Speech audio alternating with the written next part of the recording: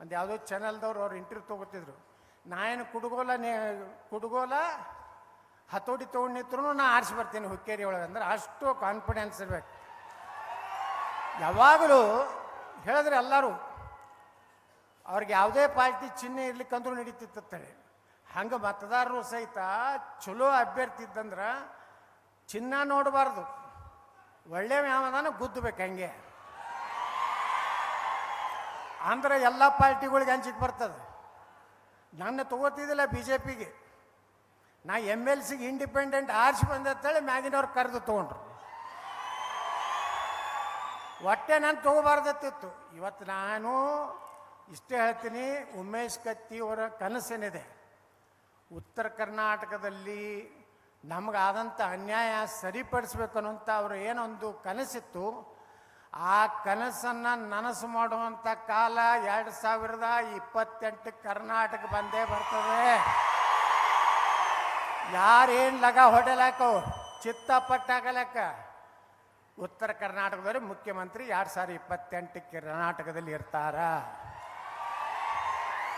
ಅಲ್ಲಿಂದ ಅಳೋದಕ್ಕೆ ಮುಖ್ಯಮಂತ್ರಿ ಇರಬಾರ್ದು, ಏನಕ್ಕೆ ಕೆಲಸ ಮಾಡೋದಲ್ಲ. ಕೆಲವೊಂದು ಮುಖ್ಯಮಂತ್ರಿ ಆಗ್ಯಾವು, ಅದ್ರ ಹೆಸರು ಸಹಿತ ನಮಗೂ ನೆನಪಿಲ್ಲ.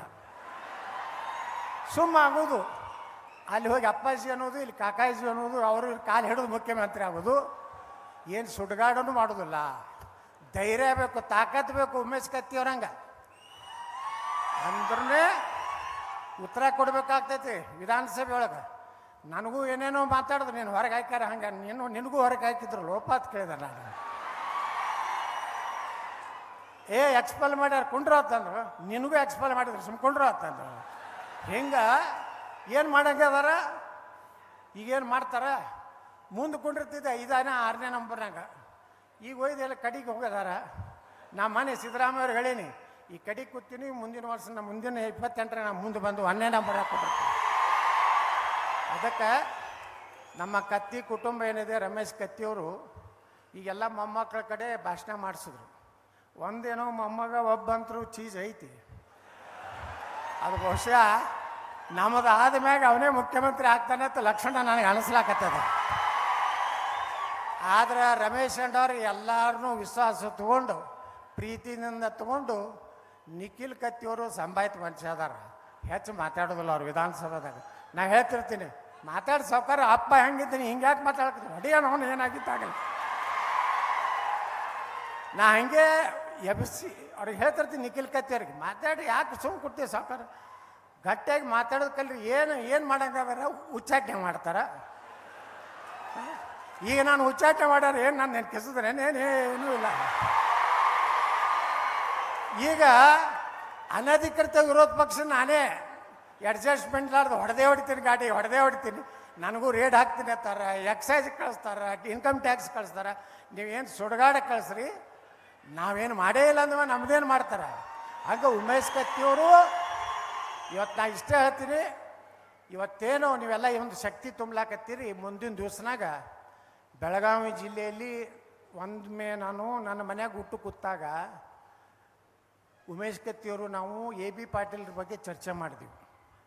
ಪಾಪ ಉಮೇಶ್ ಕತ್ತಿಯವರು ಕಣ್ಣ ನೀರು ತಗೋದು ಇಲ್ಲ ಬಸನಗೌಡ ಏನೋ ಆಗಿ ಪಾಪ ಅವನು ABನೂ ಬರಬೇಕು, ನಾನು ಅವ್ನು ಕೂಡ ಒಮ್ಮೆ ರಾಜಕಾರಣಕ್ಕೆ ಬಂದೀವಿ, ಯಾವುದೋ ಕಾರಣದಿಂದ ತೊಂದರೆ ಆಗೈತೆ ಅಂತೇಳಿ ಹಚ್ಚಿಕೊಡು ಫೋನ್ ಅಂತಂದರು. ನಾ AB ಪಾಟೀಲ್ರಿಗೆ ಫೋನ್ ಮಾಡಿದೆ.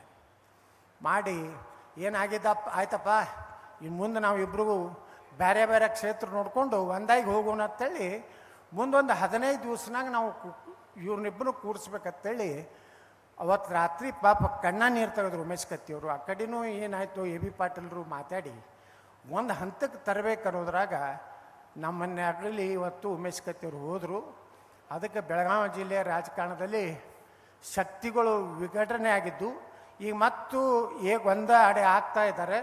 ಎಲ್ಲರೂ ಒಂದಾಗ್ರಿ, ಎಲ್ಲ ಸಮಾಜದನ್ನು ತೊಗೊಂಡು ಬೆಳಗಾವಿ ಜಿಲ್ಲೆಯಲ್ಲೆಲ್ಲ ಇಡೀ ಉತ್ತರ ಕರ್ನಾಟಕದಲ್ಲಿ ನಾವು ಯಾವಾಗಲೂ ಉಮೇಶ್ ಕತ್ತಿಯವ್ರ ಜೊತೆಗೇ ಇರ್ತೀವಿ. ಆದರೆ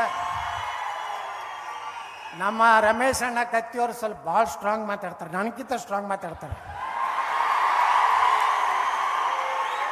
ಸ್ವಲ್ಪ ಸ್ಮೂತ್ ಆಗಬೇಕು, ಸ್ವಲ್ಪ ಸ್ಮೂತ್ ಆಗಬೇಕು. ಸ್ವಲ್ಪ ಇಲ್ಲಿ ಏನೋ ಮುಳ್ಳೋದು ಬಂದಿದ್ದು ಅಂದ್ರೆ ಎಲ್ಲ ತೆಗೆದು ಸ್ಮೂತ್ ಆದ್ರೆ ತಿಳ್ಕೊರಿ.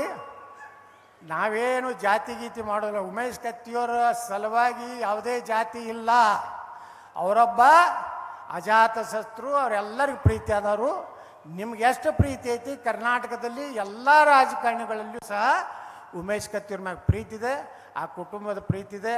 ನೀವೆಲ್ಲರೂ ಅವ್ರನ್ನ ಹೆಂಗೆ ಬೆಳೆಸಿದ್ರಿ, ಮುಂದಿನ ದಿವಸ ಅವ್ರ ಕುಟುಂಬವನ್ನು ಎಂದೂ ಕೈ ಕೊಡಬೇಡ್ರಿ. ಯಾಕಂದ್ರೆ ರೊಕ್ಕ ಭಾಳ ಆಟ ಆಡ್ತದೆ. ರೊಕ್ಕ ಭಾಳ ಆಟ ಆಡ್ತದೆ. ರೊಕ್ಕಕ್ಕೆ ಬಲಿ ಆಗಬೇಡ್ರಿ. ಎಲ್ಲ ದೇವ್ರ ಭಗವಂತ ಎಷ್ಟು ಸಮೃದ್ಧ ಕೊಟ್ಟಾನೆ ಬೆಳಗಾವಿ ಜಿಲ್ಲೆಯೊಳಗೆ. 1000 2000 ಭಾಳ ಆದ್ರೆ 2 ಲಕ್ಷ 1 ಲಕ್ಷ ಕೊಡ್ತಾರೆ ಒಂದೊಂದು ಲೀಟ್ರುಗಳಿಗೆ. ಆದರೆ ಎಷ್ಟು ದಿವಸದಲ್ಲಿ ಅವ್ರದ್ದು 1 ಲಕ್ಷ.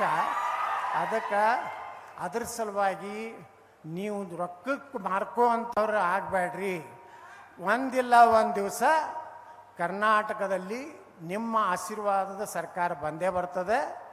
ನಾವೆಲ್ಲರೂ ಕೂಡಿ ಉಮೇಶ್ ಕತ್ತಿಯವರ ಏನು ಉತ್ತರ ಕರ್ನಾಟಕವನ್ನು ಕನಸು ಕಂಡಾರಲ್ಲ, ಆ ಕನಸನ್ನು ಮೊದಲ ಹಂತದಲ್ಲಿ ಅಲ್ಲೇ ಇದು ಬಡ್ದಾಡ್ತೀವಿ.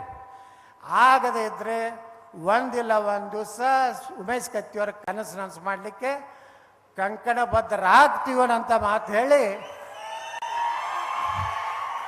ಈಗಂತರೂ ನಾ ಏನು ಮಾತಾಡಿದ್ರು ನನ್ನ ಮ್ಯಾಗೇನು ಹೈಕಮಾಂಡ್ ಇಲ್ಲ, ನೋಟಿಸ್ ಕೊಡುವುದಿಲ್ಲ, ಯಾವ ನೋಟಿಸ್ಗೆ ಅಂಜುವುದಿಲ್ಲ. ಒಟ್ಟು ಉತ್ತರ ಕರ್ನಾಟಕ ವಿಚಾರ ಬಂದಾಗ ನಾನು ವಿಧಾನಸಭೆ ಒಳಗೆ ಗಟ್ಟಿಗೆ ಮಾತಾಡ್ತೀನೋ ಇಲ್ಲೋ. ನೀರಾವರಿ ಬಂದರೆ ನಾನು ಮನೆ ಹೇಳಿದೆ 18 ಲಕ್ಷ ಎಕರೆ ನೀರಾವರಿ ಆಗ್ತದಪ್ಪ ಪುಣ್ಯಾತ್ಮ. 1 ಲಕ್ಷ ರೂಪಾಯಿ ಕೋಟಿ ಸಾಲ ತೆಗಿ, ಎಲ್ಲ 18 ಲಕ್ಷ ನೀರಾವರಿ ಮಾಡಿದ್ರೆ ನಿನ್ನ ಗ್ಯಾರಂಟಿ ತೊಗೊಂಡು ಯಾರಿಗೆ ಬೇಕಾಗೈತಿ, ನಮ್ಮದೇ ವಾರಂಟಿ ಆಗ್ತೈತೆ. ಅದಕ್ಕೆ ರೈತರಿಗೇನು ಬೇಕಾಗಿಲ್ಲ, ಸರಿಯಾಗಿ ನೀರು ಒಂದು 10 ತಾಸು ಕರೆಂಟ್ ಆದ್ರೆ ನಿಮ್ಮ ಯಾವ ಗ್ಯಾರಂಟಿನೂ ಬೇಕಾಗಿಲ್ಲ, ಪ್ಯಾರಂಟಿನೂ ಬೇಕಾಗಿಲ್ಲ.